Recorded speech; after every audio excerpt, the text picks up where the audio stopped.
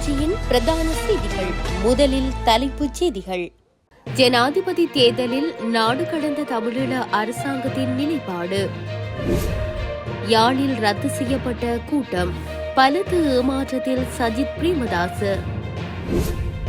Justin Trudeau பிரதமராக தொடர்வதற்கான சாத்தியப்பாடு, வெளியான கருதுகோள்.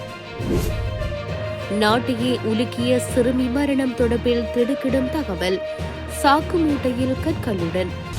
தொடர்பென விரிவான செய்திகள்.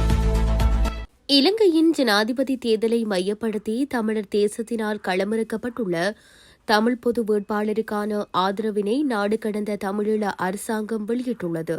விடுதலை அரசியலின் முனைப்பாக தேசமாக தேசிய இனத்தின் திரட்சியாக சங்க சின்னத்திற்கு மட்டும் வாக்களிக்குமாறு இலங்கை தீவில் உள்ள தமிழர்களை மற்றும் வாக்களிக்க தகுதியுள்ள புலம்பெயர் தமிழர்களை உரிமையோடு வேண்டுவதாகவும் நாடு கடந்த தமிழீழ அரசாங்கம் தெரிவித்துள்ளது. மேலும் குறிப்பிடுகையில், இலங்கை தீவில் ஈழத்தமிழர்கள் ஓர் அரசுக்குரிய தேசிய இனம் என்பதை வெளிக்காட்டி நிறுவப்பட்டிருந்த நடைமுறை தமிழீழ அரசினை 2009ஆம் ஆண்டு மிக பெரும் இன அழிப்பொன்றினூடாக அளித்த பேரினவாத அரசு தமிழர் தேசத்தினை ஆக்கிரமித்து நிற்கின்றது.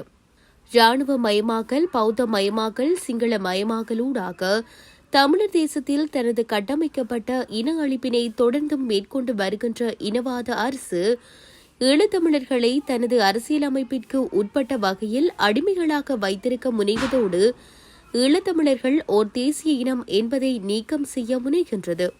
இச்சூழலில் ஈழத்தமிழர் தேசிய இனமாக தேசமாக நமது திரட்சியினை உலகிற்கு சங்காய் முழங்க வேண்டிய காலமாக இன்றிருக்கின்றது. இலங்கை தீவினை மையப்படுத்திய இந்திய பெருங்கடல் புவிசார் பூகோள அரசியலில் தமிழர் தேசத்தின் திரட்சியினை வெளிக்காட்டுவதன் வழியே நம்மை சக்திமிக்க ஒரு தரப்பாக வெளிக்காட்ட வேண்டிய அரசியல் சூழல் காணப்படுகின்றது. இந்நிலையில் தமிழர் தேசத்தின் நீதிக்கும் அரசியல் இறைமைக்குமான நிலைப்பாட்டினை அனைத்துலக சமூகத்திற்கு வெளிப்படுத்தும் வகையில் இலங்கையின் ஜனாதிபதி தேர்தலை ஓர் கருவியாக கையாளும் ஓர் உத்தியாகவே தமிழர் தேசத்தினரால் முன்மொழியப்பட்டுள்ள தமிழ் பொது வேட்பாளரை நாம் கருதுகின்றோம். தமிழ் தேசிய பேரியக்கத்திற்கான தொடக்க புள்ளியாக தமிழ் பொது கட்டமைப்பினால் வெளியிடப்பட்டுள்ள தமிழ் பொது வேட்பாளருக்குரிய தேர்தல் அறிக்கையானது தமிழர் தேசத்தின் அடிப்படை கோட்பாடு நிலைப்பாட்டை வெளிப்படுத்தியுள்ளதாக கருதுவதோடு பொது வாக்கெடுப்பினை நோக்கிய செயல்முனைப்புக்கான தொடக்க புள்ளியாக எண்ணுகின்றோம் என்றுள்ளது. யாழ்ப்பாணத்தில் ஐக்கிய மக்கள் சக்தியின் ஜனாதிபதி வேட்பாளர் சஜித் பிரேமதாசவின் பிரச்சார கூட்டம் ரத்து செய்யப்பட்டுள்ளதால் பலத்த ஏமாற்றம் ஏற்பட்டுள்ளது. குறித்த கூட்டமானது யாழ்ப்பாணத்தில் உடுப்பட்டியில் நேற்று நடைபெறவிருந்தது. எனினும் நண்பகல் வரை மக்கள் ஒன்று திரட்டுவதில் ஏற்பாட்டாளர்கள் தோல்வி கண்ட நிலையில் இந்த கூட்டம் ரத்து செய்யப்பட்டது.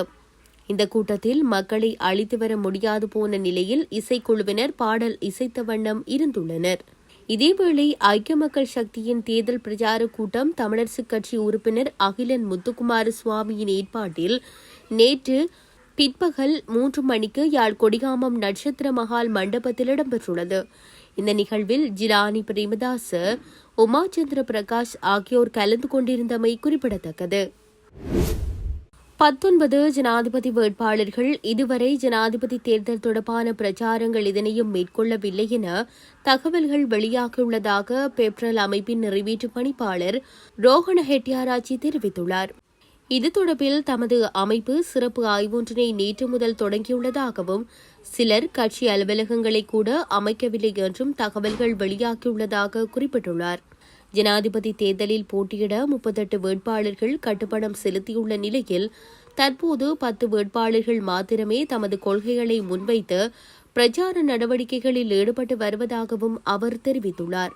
இதேவேளை சில வேட்பாளர்களை கண்டுபிடிக்க முடியவில்லை என்றும் தேர்தல் கண்காணிப்பு அமைப்புகள் தெரிவிக்கின்றன. தற்போது 10 வேட்பாளர்கள் மட்டுமே பிரச்சாரத்தில் தீவிரமாக ஈடுபட்டுள்ளதுடன் வரலாற்றில் அதிக எண்ணிக்கையிலான வேட்பாளர்கள் இந்த ஆண்டு ஜனாதிபதி தேர்தலில் போட்டியிடுகின்றமை குறிப்பிடத்தக்கது. கனடாவின் பிரதமர் ஜஸ்டின் ட்ரூடோ எதிர்வரும் வருடம் வரை பிரதமராக தொடர வாய்ப்புள்ளதாக அரசியல் ஆய்வாளர்கள் தெரிவித்துள்ளனர். கிட்டத்தட்ட 9 வருடங்கள் பிரதமர் பதவியில் நிலைத்ததன் பின்னர் ட்ரூடோ தனக்கான ஆதரவை பெருமளவில் இழந்துள்ளார். கடந்த வருடம் புதிய ஜனநாயக கட்சியின் ட்ரூடோவிற்கான ஆதரவும் சந்தேகத்திற்குள்ளாகியுள்ள நிலையில் அவரின் பிரதமர் பதவி மேலும் கேள்விக்குறியாகியுள்ளது. தற்போது மொத்தம் 354 கனேடிய நாடாளுமன்ற ஆசனங்களில் ட்ரூடோவின் லிபரல் கட்சி வெறும் 154 ஆசனங்களை மட்டுமே கொண்டுள்ளது. இந்நிலையில் 170 நாடாளுமன்ற உறுப்பினர்கள் லிபரல் கட்சிக்கு எதிராக வாக்களித்தால் அரசாங்கம் அதன் பதவிக்காலமான 2025 ஆண்டு அக்டோபர் மாதத்திற்கு முன்னதாகவே கலைக்கப்படும். இது விரைவான நாடாளுமன்ற தேர்தலுக்கு வழிவகுக்கும். இவ்வாறான சூழ்நிலையில் கன்சர்வேட்டிவ் கட்சி பெரும்பான்மையுடன் ஆட்சி அமைக்கும் என கருத்து கணிப்புகள் கூறுகின்றன.